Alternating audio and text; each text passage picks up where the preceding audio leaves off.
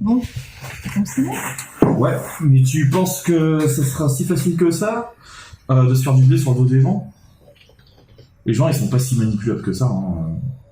Faudrait cibler les plus fragiles, les plus faibles. Non, mais là, tu sais pas du tout. Nous sommes tous manipulables. On peut par exemple amener les gens à juste faire un premier pas dans la direction qu'on souhaite, à poser un premier acte peu coûteux, ou à prendre une première décision.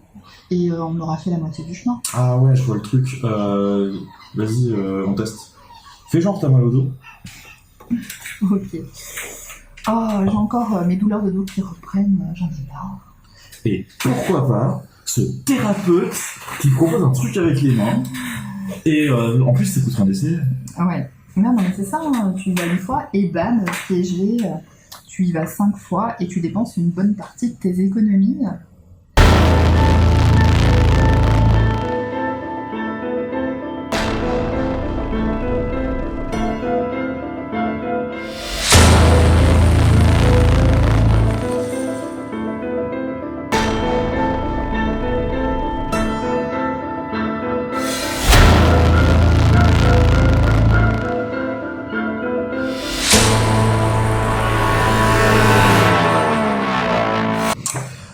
Mais faire agir ne suffit pas, je suppose. On aura quand même besoin d'un gourou, d'un leader charismatique. Un mec comme ça pour notre secte, non? Ouais, c'est ce que les gens croient, et donc ils ne se méfient pas. Mais non, t'as besoin d'un gourou dans un premier temps. Ah tiens, c'est nouveau ça. Ben, un bon leader, c'est quoi un bon leader? Un bon leader donne le sentiment de répondre aux objectifs de son groupe, que l'objectif soit après le développement personnel, la spiritualité, la promesse d'une meilleure santé. Oui, donc on a qu'à essayer d'identifier les besoins des gens, leur faire croire qu'on peut y répondre. Ouais, l'idée ce serait de créer un besoin, une urgence, et de dire que nos produits représentent la solution. Mais du coup, c'est assez facile de piéger les gens comme ça, dans des fausses croyances, de les amener à glisser dans les dérives sectaires.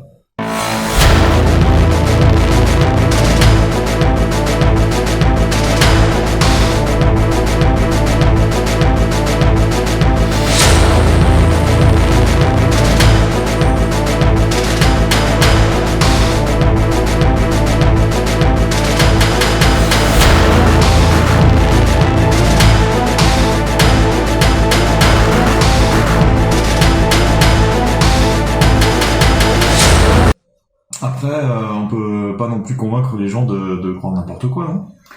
Bah, en fait, on a quand même beaucoup de marge, hein. On va les convaincre en utilisant des arguments fallacieux. Ça leur semblera logique.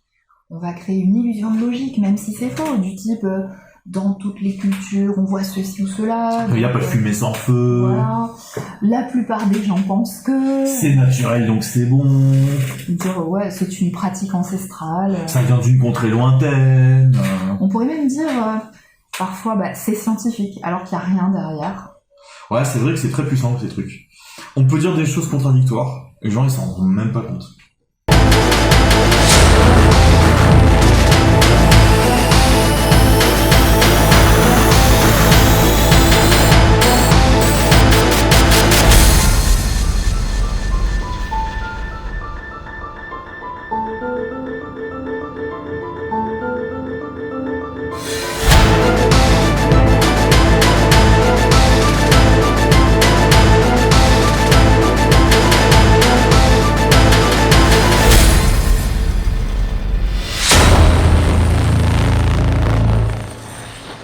Le plus souvent, ils n'iront même pas vérifier.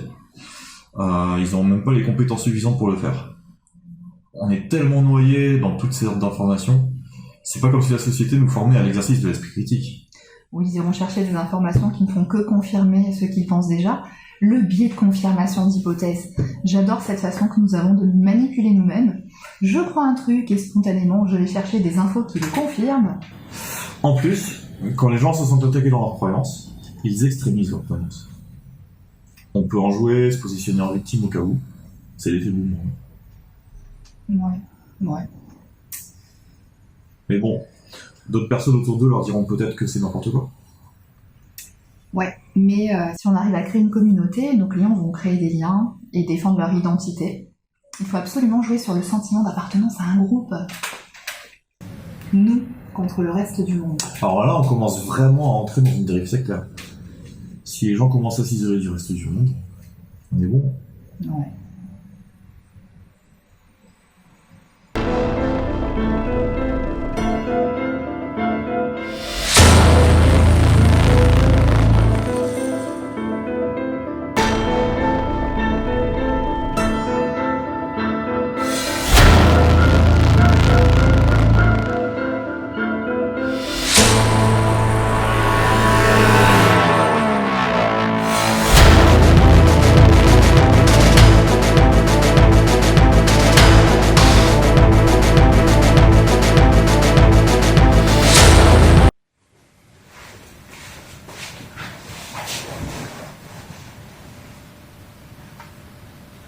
Depuis 5 ans, nous vous accompagnons dans vos demandes. Face à tout ce que vous pouvez nous dire, nous sommes systématiquement à votre écoute. Et en ce jour, eh bien, nous avons la joie de vous annoncer le fait que nous allons enfin, suite à vos demandes, pouvoir vous accompagner en ligne également. C'est un grand jour et c'est un grand pas de passer enfin sur du web. Pour ceux qui me connaissent, vous savez que j'ai vécu des moments difficiles dans ma jeunesse et que c'est ça qui m'a ouvert mon esprit.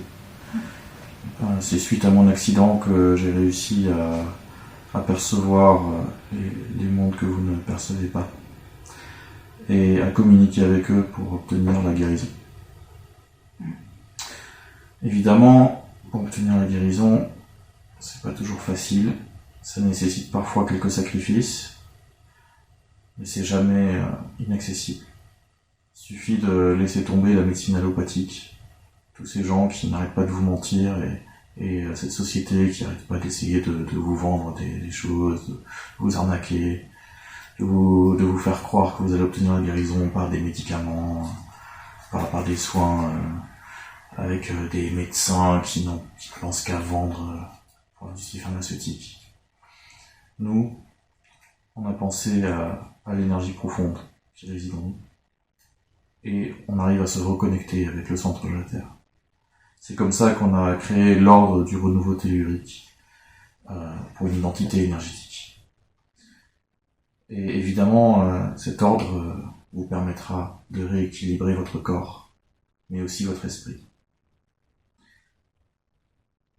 Une alimentation saine. L'alimentation saine, c'est très important. Il faut pour ça savoir se nourrir de ce que la Terre produit.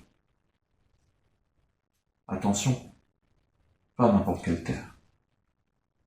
La Terre, elle doit être dynamisée. Elle doit pouvoir recevoir et donner. C'est un cycle. Pour ça, on a besoin de transférer l'énergie de mort au sol. L'énergie de mort va redonner, va revivifier, va réénergiser la Terre. Cette énergie, elle est nécessaire. La mort fait partie du processus de vie. Il faut l'accompagner. Il faut permettre à la Terre de nous produire ce qui va régénérer les cellules d'une façon quantique. C'est très important de vivre avec son temps sans pour autant renier l'énergie traditionnelle, les essences même de l'animal. Et c'est pour ça que nous vous offrons en exclusivité la corne. Oui. C'est un objet unique qui m'a été confié par le grand sage que j'ai rencontré lors de mon voyage initiatique en Afrique, dont je vous ai parlé. Ouais. Si vous voulez vous-même pouvoir ressentir ces énergies, il faut absolument que vous partagiez cette vidéo. Il faut que vous en parliez à votre entourage. car je ne pourrais pas invoquer cette énergie tellurique tout seul. Nous devons être réunis, nous devons être nombreux. Évidemment, c'est difficile d'organiser les frais d'un voyage, et pour toute fin utile, je vous laisse régler les différentes procédures pratiques qui nous permettront de financer le voyage sacré. La souffrance n'est pas une question anodine. Il est important de rééquilibrer toutes les énergies négatives que nous avons en nous. Toute cette toxicité accumulée par un environnement qui ne nous est pas favorable. Être capable de les identifier, les chasser, se purifier. Faire émerger pour les femmes tout ce qui peut relever du féminisme, d'un féminisme sacré. Vous pouvez, nous pouvons, ensemble, retrouver cette part de liberté que la société nous a imposée, nous a amené à occulter. Non, là, ça va pas. Donc, Pour les détails pratiques du voyage, ouais. c'est important qu'on organise. Ah, parce que je suis en train de penser aussi aux autres. Parce qu'en fait, le problème, c'est que c'était le féminin sacré. Et pas le féminisme, c'est ça qui m'a coincé. Mais pour le voyage, Pour le voyage, j'ai parlé du voyage. Tu veux les détails? Tu veux les détails? Oui, tu avais prévu les détails. peut-être que tu pourrais parler de cette épée, en fait. Je croyais que tu avais prévu les détails du voyage. Les détails du voyage. Tu sais? Quel détail du voyage? Nous avons créé une cagnotte Ose. qui nous permettra de partager. Tu comptes Ose. Nous avons créé une cagnotte sur Tipeee qui nous permettra de financer le voyage de résurrection